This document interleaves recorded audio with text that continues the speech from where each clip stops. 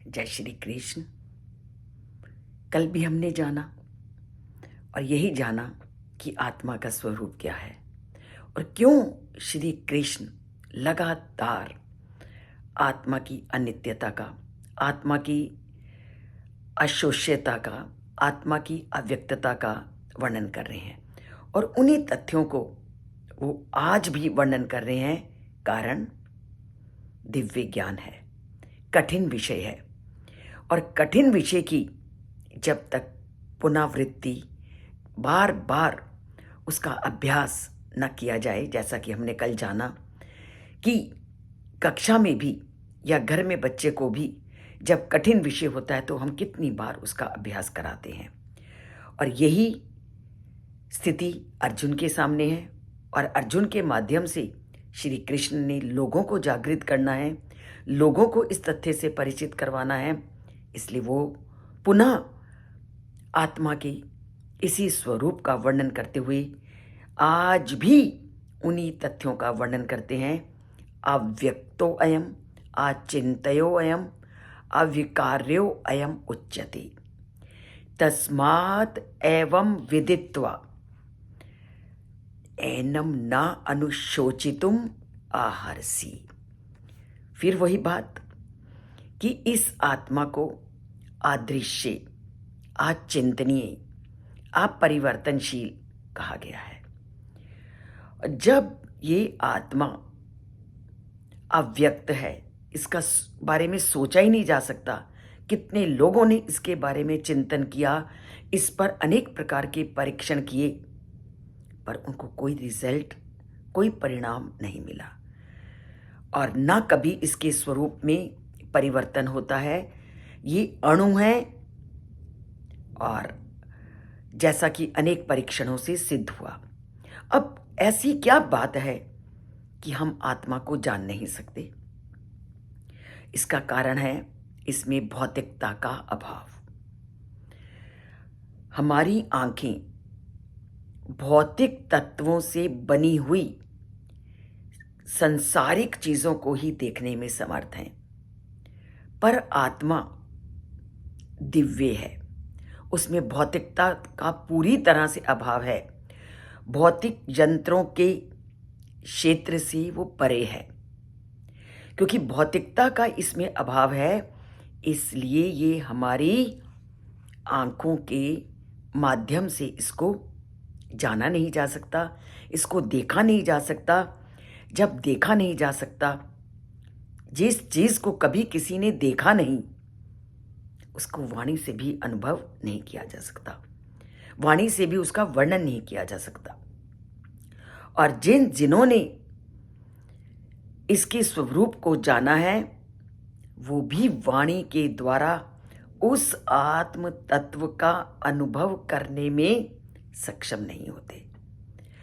ये केवल वही व्यक्ति उस आत्मा के स्वरूप को जान सकता है जिसने अपने अनुभवों के माध्यम से उस आत्मा को, उस परमात्मा को जानने का प्रयत्न किया है।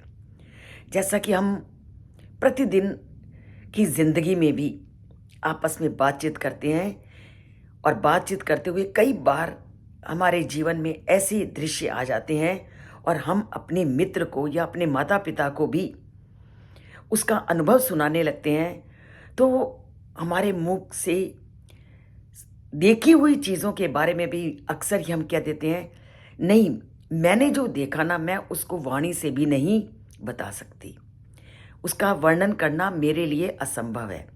ये तो वो चीज़ें हैं जो कि हम भौतिकता का जो अनुभव करते हैं और बहुत अधिक सुंदरता हमारे जीवन को आकर्षित कर लेती है। और उसको भी अगर हम किसी दूसरे को बताने लगे तो उसका भी वर्णन हम बार बार अपने मित्रगणों को, अपने जिनको भी हम बताना चाहते हैं, उस अनुभव को जब हम बताने लगते हैं तो हम इस शब्द का प्रयोग कितनी बार अपने दैनिक जीवन में करते हैं। नहीं, जो मैंने उस समय देखा, मैं उसको अपनी वाणी से तुम्हें एक्सप्लेन ही नहीं कर सकती। वो बहुत ही सुंदर दृश्य था।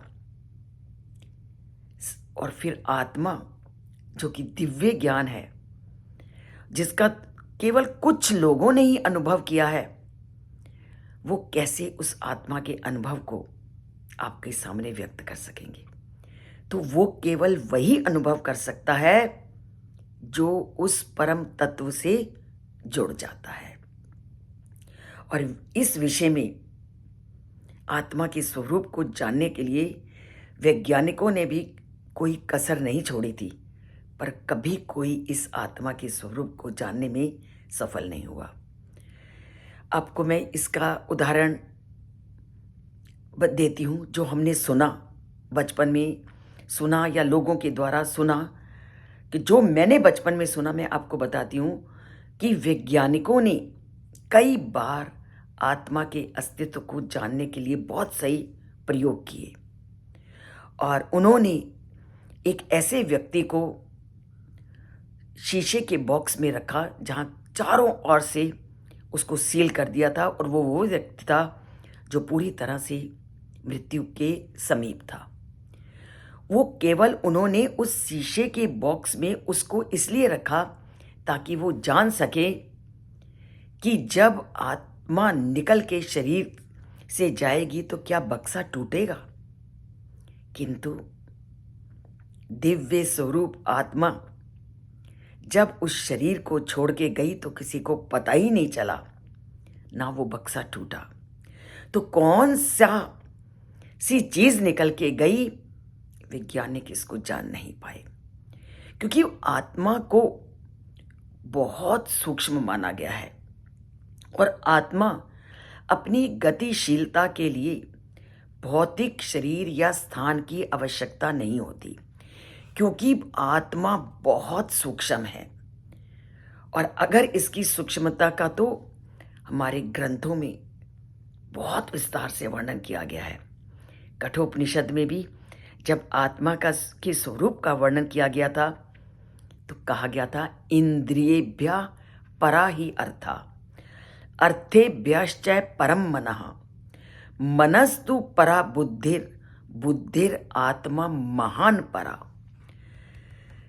इसका क्या था कि इंद्रियों से बढ़कर क्या है, इंद्रियों से परे हैं इंद्रियों के विषय, इंद्रियों के विषयों से सूक्ष्म है मन, मन से भी श्रेष्ठ है बुद्धि, और बुद्धि से भी सूक्ष्म है आत्मा। तो हमारी जो लौकिक बुद्धि है वो केवल सांसारिक विषयों की समझ बूझ कर सकती है, लेकिन अपनी चिंतन शक्ति से वो दिव्य आत्मा तक नहीं पहुंच सकती।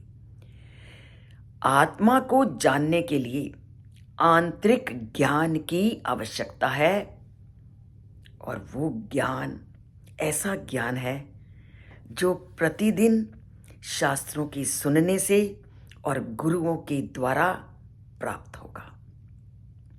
इसीलिए मैं कहती हूँ कि अगर हमने जीवन की सत्यता से जुड़ना है, जीवन की सत्यता को जानना है, तो शास्त्रों का प्रतिपल अध्ययन जरूरी है।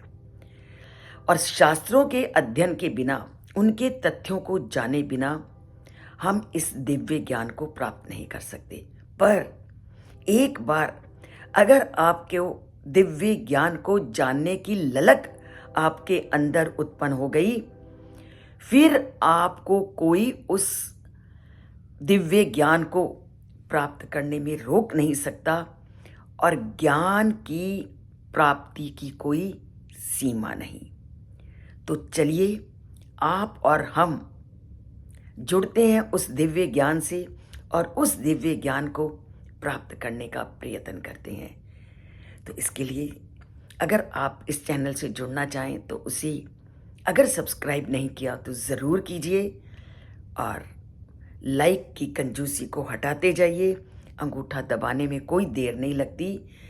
जितना आप किसी की प्रशंसा में, किसी के किए काम में पॉजिटिविटी को देखेंगे, आप उतना अधिक, उतनी जल्दी दिव्य ज्ञान की ओर अग्रसर होंगे।